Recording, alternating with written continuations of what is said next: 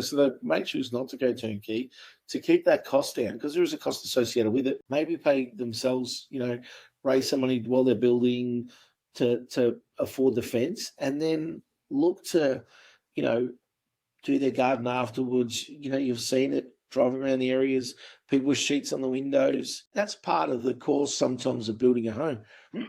Pardon me. So not ideal for sure, but sometimes better to have a home than not. Yeah. If that makes sense, they're missing out altogether. And funding those things as you go. You can go to Spotlight and buy some blinds, head to Bunnings, buy a letterbox, put a clothesline up yourself if you've got a drill.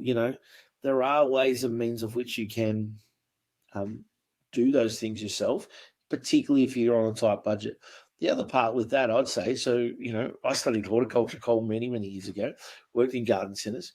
You can buy a plant this big, and in a few years, it's a tree. So they do grow. So, you go to Bunnings or go to your local garden centre and you buy a plant for $5, and that thing turns into a big tree.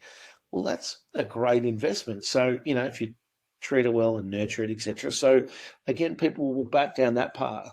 The other one would be people with larger lots. If you're on acreage, the builder ain't doing your landscaping for you, clearly. They're not going to do your post and rail fences for you. It's just not what